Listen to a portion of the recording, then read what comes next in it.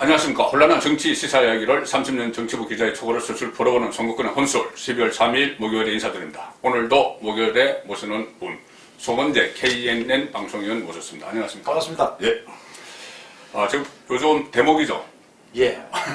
저희들 윤석열 기사가 쏟아지고 있습니다. 그렇죠. 그래서 저희들의 기자들이 이 기사가 없을 때는 참 여러 가지 고민을 많이 합니다. 떼거리가 없다. 예. 그런 말까지 하는데 요새는 떼거리가 넘쳐나는 그런데 좀 이 코로나 시국에 좀 이런 소식 안 들어왔으면 좋겠는데 예. 이거 어쩔 수 없이 또 다뤄야 되는 그런 사건들이 특히 추미애 윤석열 갈등 이겁니다. 예. 자, 이 현안에 대해서는 우리 그 송은재 국장께서도 지금 아래 이 프로필이 나오고 있죠. 정치부 기자 생활 오래 하셨고 또 지금 정치 시사 이 유튜브 송은재 TV를 운영을 하고 계십니다.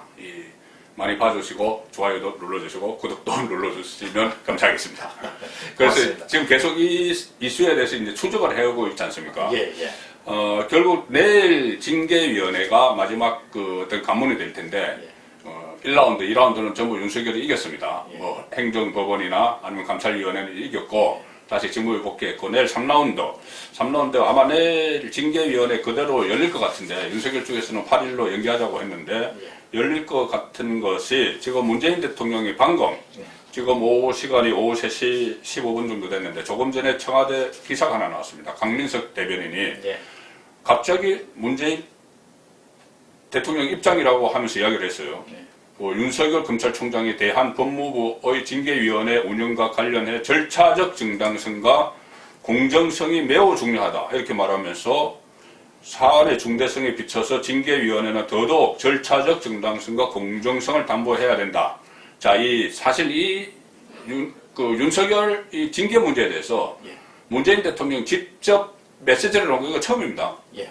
그동안 국 다물고 있다가 최근에 어떤 행동을 하나 취했죠. 차관, 유언구 차관 전격적으로 임명하는 징계위 열기 위해서 그 행동을 취했지만 말을 하는 건 이번에 처음인데 절차적 정당성과 공정성 담보해야 된다. 이거 어떤 의미에서 하는 말일까요? 예. 먼저 윤석열 직무 배제에 대한 행정법원의 심판 결과가 이 절차적 공정성이 무너졌다는 부분이 강하게 지적이 됐거든요. 네, 그렇죠. 예. 그 다음에 예상을 하는 대로 지금 윤석열 측에서 준비하고 있는 것도 징계위원회가 열리고 나면 그 결과에 대해서 이제 소송이 붙을 것 아닙니까? 그렇죠. 쟁송으로 대응을 하겠다는 건데 그때 가장 예민하게 보는 부분이 지금 절차적 공정성이 지켜지고 있느냐는 거거든요.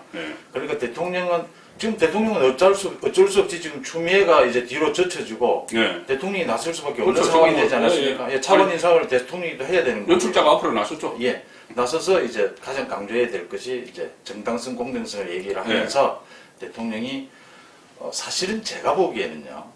지금까지 추미애를 앞세워서 이 윤석열 제거 작업을 해왔지 않습니까? 여기에서 이제 대통령으로 공이 넘어가게 되면서는 일반적인 경우는 대통령이 어떤 조치를 취하게 됩니다. 그러니까 지금까지와는 완전히 다른. 그렇죠. 그게 이제 인사권자, 최종 책임자의 어떤 정치적 메시지 아닙니까? 그죠? 뭐 추미애를 경질한다든지 아니면 징계위를 한다 하더라도 이 징계위에 대해서 전체적으로 틀을 바꾼다든지 국민들이 볼 때 지지하거나 안 하거나 역시 인사권자 대통령은 추미애와는 좀 다르구나라는 느낌을 줘야 되는데 그런 느낌을 지금 거의 주지 못하고 추미애가 추진하고 정해놓은 그 절차대로 그대로 가고 있단 말이죠. 거기서 대통령이 정당성, 공정성을 특히 강조를 하면서 대통령이 이제 맡아서 하는 것인 만큼 좀 달라야 된다라는 메시지를 주었다. 저는 이렇게 해석을 합니다. 이거는 그렇다면은 어떤 무언의 또 압박일 수가 있고 그러니까는 그 전에 행정소송을 했던 윤석열의 행정소송을 했던 상대방은 추미애입니다. 그렇죠. 직무정지 가처분 일종의 가처분 신청을 한 상대방은 추미애 법무장관인데 내일 만약에 징계위가 예정대로 열려서 해임이나 면직이 돼서 다시 윤석열의 행정소송을 벌이게 되면은 상대방은 문재인이 되는 것이죠. 대통령이 되는 거죠. 문재인인데 그러니까 저는 이것을 우려를 했던 것 같아요. 이 싸움이 추미애 대 윤석열에서 문재인 대 윤석열로 가면 문재인 대통령 입장에서는 얼마나 갑갑한 노릇입니까? 이게 본인이 인사권인데 본인이 임명한 사람하고 자기하고 이렇게 맞부딪혀야 되는 거예요. 그렇기 때문에 이 어떤 절차적 정당성 이것을 이야기하고 공정성을 이야기한 것은 이것은 징계위에서 결정하는 거지 내가 결정하는 게 아니야. 그러니까 지금 뭐 어차피 다 해임으로 정해놓고 가는 거다 이런 이야기가 나오니 이거 그거 해임 가도 그것은 징계위 결정이지 나하고는 상관없어. 이 이야기를 지금 하는 것 같기도 해요. 그렇습니다. 예. 지금 문 대통령으로서는 사실은 이 정치권에서는 또 기존 경험으로 보건데 이게 처음 경험하는 일이긴 하지만요. 그렇죠. 사실은 이 추미애를 경질하는 것이 맞지 않습니까? 네. 지금 법원 결정까지 나왔거든요. 네. 추미애를 경질하는 것이 맞는데 추미애는 경질 이야기가 나오니까 이제 뭐 정말 살 떨리도록 공포를 느낀다 뭐 또 네, 이런 네, 얘기를 네, 하고 하니까 네. 문 대통령으로서는 추미애가 해오던 일을 그대로 지금 끌고 가기 굉장히 부담스럽지 않습니까? 여기서 절차적 공정성 이걸 계속 얘기를 하면서 아마 제 추측으로는 윤석열 측에서 계속해서 지금 그걸 하고 있지 않습니까? 요구를 하고 있지 네. 않습니까? 연기해달라. 연기해달라. 또 그 명단을 징계위 공개하라. 명단을 공개해달라. 또 정확하게 무엇 때문에 징계가 됐는지를 모르겠다. 네. 그 결제 과정을 이야기해달라. 네. 그 징계되는 내용을. 이거 지금 법무부에서는 공표하기 힘들다 이런 이야기들 아닙니까? 네. 사생활 침해로. 네. 이런 부분들이 이제 트집이 잡힐 것 같으니까 대통령으로서는 더 할 것이라고는 네. 정당성, 공정성밖에는 내세울 것이 없는 네. 지금 상황이 조금 문 대통령이 답답한 상황에 몰렸다 이렇게 보입니다. 그렇죠. 이게 어떻게 보면은 그 사면 초과에 몰릴 것 같기도 해요. 네. 이게 해임이나 이 면접을 시켜버리면은 본인은 뭐 이렇게 뭐 징계해서 했다고 하지만 그 당장 행정소송을 하면 대상이 대통령이 되기 때문에 예. 윤석열 문재인의 충돌이 돼버리는 것이고 또 아마 이것까지도 생각을 했을지도 모릅니다. 이게 내일 만약에 징계가 예전대로 열리면은 자 이제 7명이죠. 예. 7명 중에서 장관은 빠집니다. 추미애는 예. 본인이 당사자 쟁송 당사자이기 때문에. 신청을 했기 네, 때문에. 그러면 6명 중에서 4명이 가반수면 4명이 해야 돼요.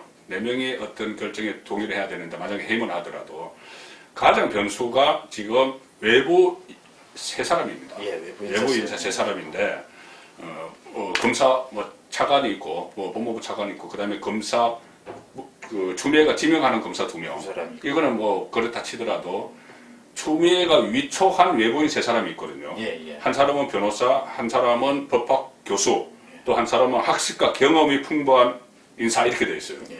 이 3명인데 만약에 이 3명이 본인들도 지금 뭐 고경 차관도 그러고 조남관 대검 차장도 그렇고 이 역사에 오점을 남기지 않기 위해서 뒤로 빠져버렸지 않습니까? 예. 그런데 이 외부 3사람이 굳이 본인들이 그런 악역을 할 필요가 없다고 생각을 하면은 이거 완전히 그 안에서 반란이 일어날 수도 있는 상황이죠. 가장 지금 골치 아픈 상황에 올 수가 있죠. 지금 제가 보기에는 이제 문재인 정부로서는 윤석열 제거에 있어서 가장 골치 아픈 게 지금은 2가지로 보입니다. 네. 하나는 이 징계위 결정이 질질 지연이 되면 될수록 길어지면 길수록 문재인 정부의 부담은 더 커진다라는 거예요. 네. 두 번째, 징계위를 열긴 했는데 자기들이 원하는 해임이나 파면의 결정이 나오지 않고 다른 방향으로 결정이 그렇죠. 나오게 된다면 이건 바로 직격탄을 맞는 게 된다. 네. 지금 문재인 대통령 스스로가 지금 정치적으로 이 추미애보다 더한 상황에 몰릴 수도 네. 있다. 이런 점이 가장 걱정이겠죠. 네. 그래서 어쨌든 그런 상황이지만 본인이 이제 앞으로 나서지 않을 수 없는 상황이 되어버렸고 또 그 이용구 신임 법무부 차관에게 어떤 뭐 새로운 임무를 부여한 뭐 그런 형식이 되어버렸는데 자 그렇다면은 그 내일 이후에는 또 어떻게 될지 그 부분도 그 상당히 저희들이 지켜봐야 되는데 특히 해임이나 나왔을 때 해임 그 결의가 났을 때 문재인 대통령이 승인을 하고 그러면은 행정법원에 다시 갔는데 행정법원 가서 지금 처음에 행정소송 때와 마찬가지로 직무정지 가처분 때와 마찬가지로 해임까지 갔다가 윤석열이 다시 또 살아서 돌아올 가능성 이것이 또 있는 거거든요. 그렇죠. 그리고 전 판결이 참고 영향을 미치지 않습니까? 네. 그 절대적인 영향을 미친다고 보면 뭐 그렇죠. 그럴 가능성도 배제할 수 없고요. 같은 서울 행정법원 안에서 뭐 일어나는 일이니까. 예. 뭐 우리가 기사를 쓸 때도 저번 이 관계 똑같은 주제로 기사를 누가 다른 사람이 쓴 걸 참고하는 경우가 많지 않습니까? 그렇죠. 판사들도 다 보거든요. 그걸 보면. 예. 근데 그 조미현 판사가 내린 그 판결이 예. 아주 명료해요. 그렇죠. 이 문제에 대해서 그게 사실은 6가지 그 징계 사유에 대해서 정말 분석한 건 네. 아니지만 네. 전체적인 상황을 다 분석해서 네. 검찰총장이 법무부 장관에게 맹종하는 그런 관계는 안 된다. 그거 아니다 이 이야기죠. 예, 딱 정해줬어요. 그 정해준 그것을 모든 국민들이 지금 알고 있단 말입니다. 그걸 다른 판사가 뒤집을 수 없죠. 그런 상황에서 내일 징계위에 주제가 만약 법무부가 준비하고 있는 다른 내용이 있다면 모를까 이 6건으로 다시 징계위에 올렸을 때 징계위원들도 부담스럽고요. 또 그 결정이 되고 난 다음에 행정법원에 또 소송이 갈 텐데 네. 그 행정법원의 결정도 지금 부담스러운 대목인데 문재인 대통령이 저는 개인적으로 왜 이런 일을 이렇게 계속 밀어붙일까 왜 라는 그럴까요? 생각을 네. 합니다. 네. 윤석열 총장은 도저히 안 되겠다라는 판단으로 보입니다. 현재까지는. 네. 이 원전 수사나 뭐 여러 가지 형태에 있어서 네. 그것은 좋은데 만약 윤석열 총장이 안 된다라고 판단했다면 네. 이전에 해결을 할 수 있는 방법들이 여러 번 있었었거든요. 그렇죠. 정치적 해결 방법도 있었고 또 뭐 여러 가지 추미애를 통한 방법도 있고요. 있었는데 계속 해결하지 못하고 오다가 이제는 제가 보기에는 이거 우리가 외통수라고 하지 않습니까? 그렇죠. 이제는 지금 징계위를 연기하든지 징계위를 취소하든지 뭐 이런 식으로 결론을 내든지 아니면 이대로 가든지 두 가지 방법밖에 없어요 지금. 이렇게 몰려온 건 스스로 좀 궁지로 몰리는 일을 만들었다 이렇게 보입니다. 원래 처음부터 그 시작한 단계가 시작이 너무 무리하게 했고 이게 결국은 살아있는 권력 수사를 저지하기 위해서 했기 때문에 어떻게 울산시장 선거 그때는 거의 뭐 탄핵 이야기까지 나왔는데 총선에서 그 여당이 압승을 거두는 바람에 더 이상 수사 진전이 나가지 못했죠. 그런데 지금 이 상황에서 살아있는 권력 수사에 대한 시즌2 월성 원전 이 수사를 하니 상당히 당황해서 막 무리수를 두다가 자성자박한 꼴이 돼버린 그렇습니다. 예. 그런 상황인데 그래서 오늘 아침에 조간신문을 보면 뭐 문재인 직진 막 이런 표현이 나왔던데 윤석열도 직진입니다. 벌써 그 월성 원전 그 관련자 공무원 3명 다 구속영장 다 승인했죠. 예. 청구하는 거 다 승인했고 또 조만간 청와대에 대해서 압수수색을 할 거라는 이야기까지 나오고 있어요. 그 청와대 압수수색을 하게 되면은 그 박운규 전 뭐 그 삼자부 그 장관 외에도 최희봉 그때 당시 비서관들 또 그 윗선 사실 이것이 시작이 된 것이 문재인 대통령이 영화 판도라 보고 또 아마추어 그 환경론자들 말 들어서 다른 전을 기정사실화 해놓고 월성 원전 연구 폐쇄는 언제 되느냐 이 물은 것부터 시작이 되거든요. 그래서 그 다음에 박운규가 이 월성 원전 더 돌려야 된다는 서기관에게 너 죽을래? 뭐 이런 얘기까지 하는 그 상황인데 그렇기 때문에 앞으로 윤석열의 살아있는 권력 수사는 계속될 것 같아요. 예. 원전 관련해서는요. 월성 원전 1호기 관련해서는 사실은 감사원에서 7전 쪽에 이런다고 하지 않습니까? 네. 그 결과가 나왔는데 그렇죠. 그게 또 검찰에 참고 자료로 쓰라고 이관을 시켰지 않습니까? 검찰을 보고 지금 뭐 정치 수사를 한다라는 얘기가 있는데 이거를 보고 거기에 나와 있지 않습니까? 지금 444개의 그 서류를 폐기한 부분을요. 이런 부분이 있는데 검찰이 수사를 안 하면 이게 검찰이 문제가 있는 것 아닙니까? 그렇죠. 그다음 그 직무유기죠. 그럼요. 그다음 이 원전에 관련된 문제는 모두가 기억을 하고 있습니다. 문재인 대통령께서 대통령 선거 시절에 당당하게 공약으로 내걸은 것이고 여러 번 원전 탈원전이 필요하다고 말씀을 하신 거죠. 그러면 이 검찰 수사가 있기 전에 이 감사원 감사 결과가 나왔을 때 그때 문재인 대통령의 이름이 그 감사원 결과에 자료에 있는 것 아닙니까? 그렇죠. 그러면 그때 자기의 입장을 밝히는 것이 순서죠. 이게 사실은 뭐 흔히들 여의도에서 이야기하는 정치 문법일 텐데 너무 많은 것을 문재인 대통령에게 기대하시면 안 됩니다. 그래서 하도 뭐 비상식적인 일들이 많아서 그러는데 문재인 대통령이 얘기를 해야 될 부분을 얘기를 하지 않으니까 검찰은 수사를 하지 않을 수가 없고요. 수사하는 과정에서 뭐 신내림을 받았다느니 별의별 이야기가 다 나왔지 않습니까? 뭐 너 죽을래 과장이 등장을 했고요. 지금 과장, 국장 그 신내림을 받았다는 이 서기관 세 사람을 지금 영장을 신청을 했다는 건데 이 부분에 대해서는 검찰이 어쩔 수 없이 이건 수사를 하지 않을 수가 없다. 당연히 청와대 수사로 갈 수밖에 없고요. 생각하시면 세상에 공무원이 검사 앞에서 이 윗선을 이야기하기 힘드니까 신내림을 받았다는 이야기를 하는 사람을 참 대단한 그러니까 그 서기관 말이 상당히 의미가 있는 게 그러니까 검찰 수사 조사받는 과정에서 어떻게 알고 그 다음날 감사원에서 감사 나오는 줄 알고 그 전날 밤에 들어가서 444건 폐기했느냐 하니까 신내림을 받은 것 같아 이렇게 이야기를 했어요. 그 말은 뭐냐 하면은 청와대에서 그 전날 전화 왔다는 말을 못하기 때문에 이 신내림 받았다는 게 지금 뭐 청와대가 무슨 신도 아니고 그러니까 그것을 감추기 위해서 뭐 얼버무리고 나중에는 또 뭐 그때 뭐 어쨌든 감사가 나올 줄 몰랐는데 우연의 일치다 뭐 이런 말까지 했어요. 그런데 그것이 결국 청와대를 보호하기 위해서 하는데 이 말은 곧 청와대의 지시라는 거를 그 말을 저는 암묵적으로 한 말이라고 해요. 신내림 같은. 공무원이 수사를 하고 있는 검사에게 예. 간이 크도 수사에게 신내림이 왔던 것 같다라는 이야기로 이렇게 조롱이지 않습니까? 네, 사실은. 네. 이렇게 조롱을 할 수 있다는 것은 검사보다 더 센 뭔가가 아, 내를 그럼요. 지켜준다라는 얘기거든요. 아, 그렇죠. 그래서 청와대 수사는 어쩔 수가 없는데 음. 저는 뭐 문 대통령에게 많은 걸 바라지 말라고 하는데 마지막 요 부분 마지막 네. 말씀을 드리면 문 대통령께서 이건 정리를 해주시는 게 아, 맞다라고 그럼요. 봅니다. 네. 이건 요 어디까지 뭐 청와대 수사가 필요한 부분은 어디까지는 하고 내가 알고 있는 건 요까지다. 네. 이것이 국민들이 원하는 이 순서 상식적인 정치가 아닌가 그렇게 보입니다. 그렇죠. 그래서 이제 그 상식적인 정치를 하려면 그 문재인 대통령이 정말 국민 앞에 나와서 뭐 이런저런 설명도 다 하고 뭐 해야 되는데 워낙 그러니까는 이렇게까지 그 윤석열을 쳐내려고 하는 것은 도대체 뭘 그렇게 잘못했길래 이런 말까지 나오거든요. 그럼요.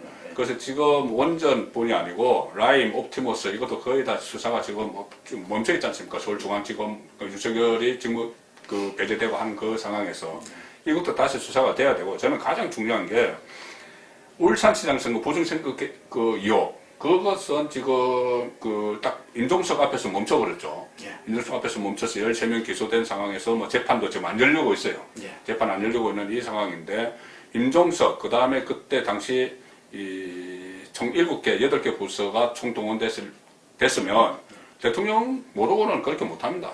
그러면 그까지 다 수사가 돼야 된다고 보고 그렇게 거기에 대한 수사를 진행을 해야지 문재인 정권이 지금까지 보면은 선거에 이기기 위해서는 수단 방법을 안 가렸거든요. 예. 울산도 그렇고 지난번에 총선 그때 뭐 코로나 포퓰리즘 뭐 이런 거에서 수단 방법을 가지 않았는데 만약에 이번에 윤석열 검찰이 그것을 또 그냥 넘긴다면은 4월 그 재보궐선거 또 특히 2022년 3월 대통령 선거 그래서 또 어떤 일을 벌일지는 몰라요. 그래서 이것은 이번에 확실하게 좀 그 매듭을 지어야 될 문제가 아닌가 싶어요. 울산시장 선거 부분은 저도 정말 공감을 하는 게 제가 그 김기현 당시 울산시장이었습니다. 네. 김기현 울산시장이 그 당시에 그때 그 취재를 하셨겠네요. 그럼요. 네. 김기현 울산시장으로부터도 개인적인 자리에서도 여러 번 설명을 들었고요. 예. 이제 얼마나 억울했느냐라는 부분인데 옆에서 지켜보는 입장에서도요. 김기현 울산시장이 이제 공천을 받는 그날이었습니다. 예, 그날 그렇죠. 사실은 황운하 당시 울산 경찰서장입니다. 네, 경찰청장. 네, 청장입니다. 경찰청장. 예. 그 다음에 이제 그 김기현 시장 주변에 그 다음에 네. 뭐 동생 친척 이야기가 나와서 압수수색을 단행을 합니다. 네. 이 공천을 받는 그날 네. 압수수색을 단행하면서 대대적인 언론 기자회견을 엽니다. 네. 이 김기현 시장이 이런 비리에 연루가 된 혐의가 있다. 네. 압수수색을 한다. 네. 그때부터 이제 여론이 요동을 치기 시작합니다.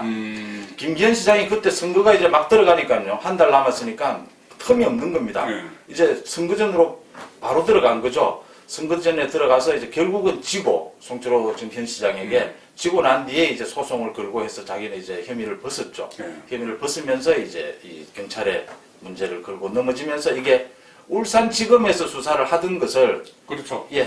윤석열 총장이 이제 서울로 넘겨라고 해서 네. 본격적으로 수사를 하다가 네. 이제 추미애 장관이 오면서 완전히 인사권을 통해서 그 수사팀이 해체시켜 완전히 버렸습니다. 해체됐죠. 네.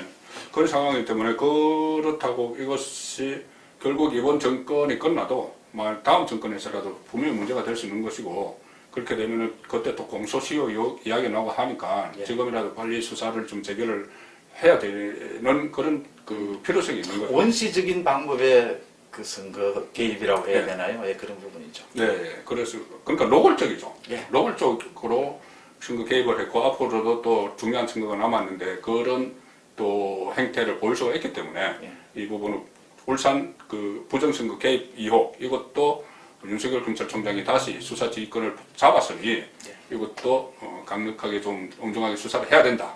그 말씀을 드립니다. 그 말씀 드리고 자, 이 상황에서 문재인 대통령은 계속 레임덕의 늪으로 빠져 들어가는 것 같은데 잠깐 쉬었다가 그 말씀 다시 한번 나눠보도록 하겠습니다.